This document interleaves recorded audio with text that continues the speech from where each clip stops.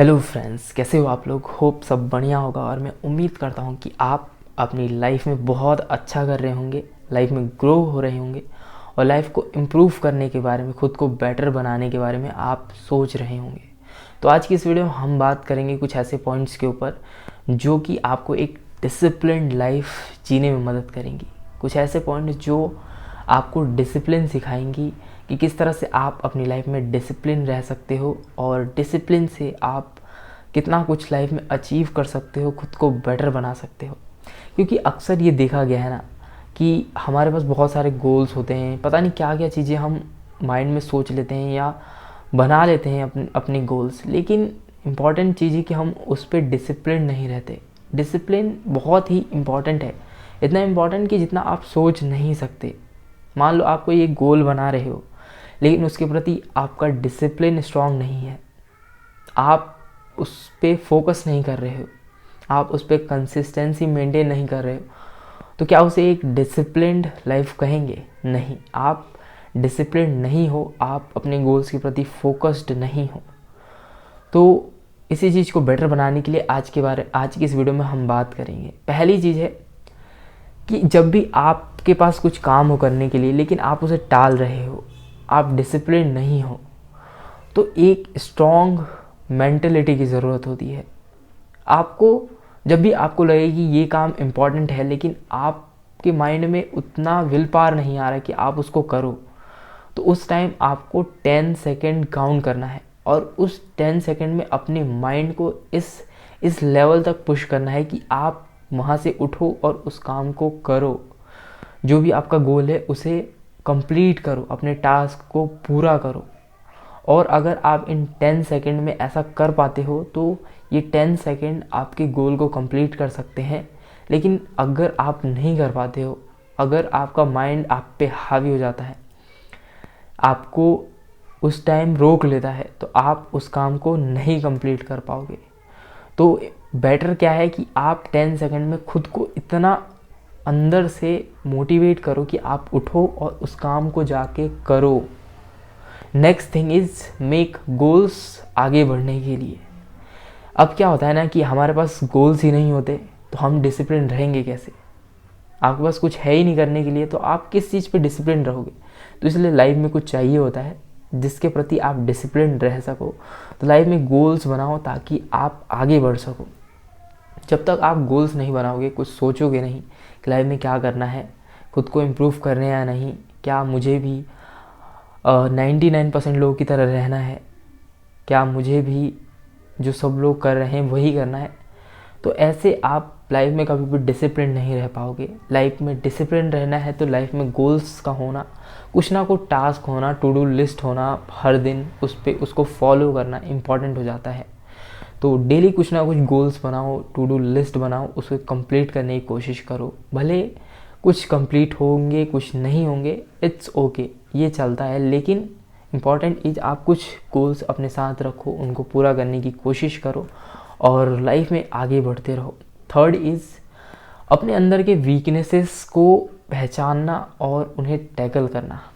कई बार होता है ना कि हम डिसिप्लिन तो होते हैं लेकिन अपने अंदर के जो वीकनेसेस होते हैं उनको नहीं देख पाते और हम सिर्फ डिसिप्लिन रहने के बारे में सोचते रहते हैं कि हम डिसिप्लिन है, लेकिन कुछ होती है वीकनेसेस हमारे अंदर जिनको हम कभी देखते नहीं हैं, ना ही उन्हें टैकल करने के बारे में सोचते हैं।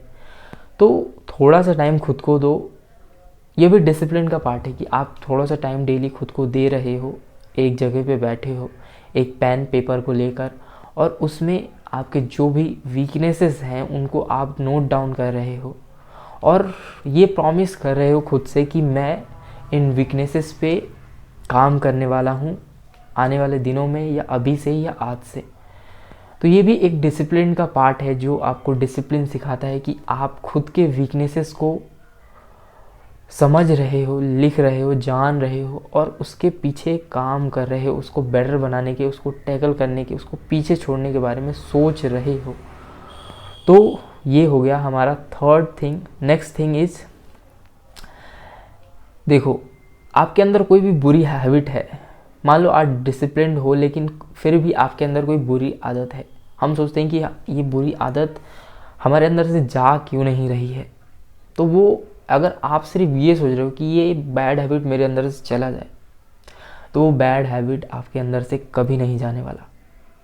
आपको उसको छोड़ने, उस बैड हैबिट को छोड़ने की बजाय कुछ अलग तरीके से सोचना पड़ेगा। अब अलग तरीके से कैसे सोचोगे आप? उस बैड हैबिट की जगह आप कोई नई हैबिट क्रिएट करने की कोशिश करो। यही चीज़ होता है, हम अक्सर सोचते हैं कि ये बुरी आदत हमारे अंदर से चला जाए, लेकिन ऐसा अगर आप सोचोगे तो ऐसा आपके साथ कभी नहीं होने वाला। अगर आप चाहते हो कि कोई भी बुरी आदत है आपके अंदर और वो आपके अंदर से चली जाए, तो उसकी जगह कुछ नए हैबिट्स क्रिएट करने के बारे में सोचो। अगर आपको लगता है कि आप रात तक बहुत देर तक जागते हो और उस टाइम आप जाग कर आप सिर्फ टाइम वेस्ट करते हो, आप फ़ोन्स चलाते हो, सोशल मीडिया यूज़ करते हो, तो इस बैड हैबिट को कैसे छोड़ा जा सकता है? अगर आप सोचोगे कि बैड हैबिट चली जाए, तो वो नहीं जाएगी। क्यों? क्योंकि वो बैड हैबिट बहुत टाइम से लगी है और जो लेट तक जागने की आदत है आपकी, वो नहीं जाने वाली है। क्यों? क्योंकि वो आपकी आदत लग चुकी है। अब चाहोगे आपकी फ़ोन्स को अपने एक साइड पे रख के सो जाऊँ मैं, तो ऐसा आप नहीं कर पाओगे। तो इसकी जगह आप क्या कर सकते हो? आपने फ़ोन्स को साइड में रखा, आप लेट नाइट तक जागो, लेकिन उसमें अब आप फ़ोन्स नहीं यूज़ कर रहे हो। अब आप कुछ ना कुछ इन्फॉर्मेशन वाली चीज़ें या तो अपने फ़ोन्स में देख रहे हो या फिर आप रीड कर रहे हो, बुक्स रीड कर सकते हो आप। Very important habit. जैसे बहुत सारे लोग लेट तक जागते हैं, तो आप क्या कर सकते हो? आप लेट तक जागो, लेकिन उस टाइम में आप कुछ रीड कर लो। आप फ़ोन्स को साइड में रख दो, सोने से पहले 1 या 1.5 घंटे पहले साइड में रख दो और कुछ ना कुछ आप रीड कर लो, उस टाइम को यूटिलाइज़ कर लो। मान लो आप 11 बजे तक जागते हो, तो 11 बजे तक आप कुछ ना कुछ ऐसा कर लो जो आपको बेनिफिट दे, जो आपको बेटर बनाए, इम्प्रूव करे। तो इस तरह आप किसी भी बैड हैबिट को चेंज कर सकते हो, उसे रिप्लेस कर सकते हो। बैड हैबिट जाती नहीं है, वो रिप्लेस होती है। तो ये चीज़ आपको ध्यान में रखना है। नेक्स्ट थिंग इज़, लाइफ में से जितनी भी डिस्ट्रैक्शंस हैं और कितनी डिस्ट्रैक्शन है आज के टाइम पे, वो मुझे बताने की ज़रूरत नहीं है, क्योंकि हर टाइम हर जगह डिस्ट्रैक्शन ही डिस्ट्रैक्शन है। तो आपको कभी ना कभी इन चीज़ों के बारे में सोचना होगा कि लाइफ में डिस्ट्रैक्शन है तो कैसे इनसे बाहर निकला जाए, क्या चीज़ें हैं जो हमें इन डिस्ट्रैक्शन से बाहर निकाल सकती हैं, किस तरह से हम फोकस हो सकते हैं डिस्ट्रैक्शन से बाहर निकल के। आप सोशल मीडिया बहुत ज़्यादा यूज़ करते हो, तो इसके बारे में सोचो कि किस तरह से मैं बाहर निकल सकता हूँ, किस तरह से मैं सोशल मीडिया के यूज़ करके ही एक टूल की तरह कुछ सीख सकता हूँ, खुद को इम्प्रूव कर सकता हूँ, बेटर कर सकता हूँ।